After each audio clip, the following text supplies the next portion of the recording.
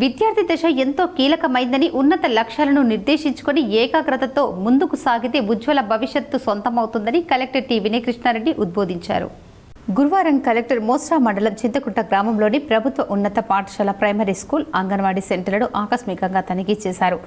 ఈ సందర్భంగా 10వ తరగతి క్లాస్ రూమ్ను సందర్శించి విద్యార్థులతో భేటీ అయ్యారు. వారిని పలు ప్రశ్నలు వేసి బోధన సామర్థ్యాన్ని అంచనా వేశారు. విద్యార్థుల సందేహాలను కలెక్టర్ ఎంతో ఓపికగా నివృత్తి చేస్తూ అంకిత భావం, పట్టుదల, క్రమశిక్షణతో కృషి చేస్తూ ఉన్నత శిఖరాలను అధిరోహించాలని మార్గనిర్దేశంగా చేశారు. జిల్లా పాలన అధికారిగా తన ప్రస్థానం గురించి తెలియజేస్తూ విద్యార్థులు స్ఫూర్తిని పెంపొందించారు. ఉన్నత స్థానాలకు చేరితే విస్తృత స్థాయిలో ప్రజలకు, సమాజానికి సేవ చేసే అవకాశం, అదృష్టం లభిస్తుందని, తద్వారా వ్యక్తిగతంగా మంచి భవిష్యత్తు, గౌరవం దక్కడంతో పాటు ఎంతగానో సంతృప్తి దక్కుతుందని సూచించారు.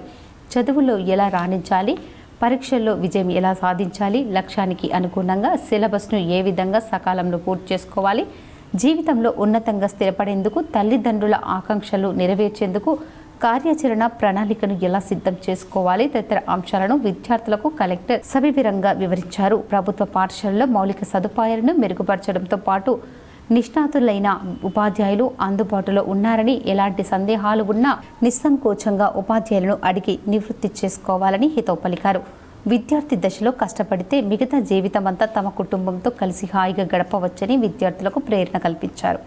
ప్రభుత్వం కేటాయించిన ఉచిత పాఠ్యపుస్తకాలు పంపిణీ అయ్యాయా, ఏకరూప దుస్తులను అందించారా అని ఆరా తీశారు. అంతకుముందు కలెక్టర్ పాఠశాలలో అంగన్వాడీ కేంద్రంలో మెనూ ప్రకారం భోజనం అందిస్తున్నారా లేదా అన్నది గమనించి విద్యార్థుల కోసం వండిన ఆహార పదార్థాల నాణ్యతను స్వయంగా పరిశీలించారు.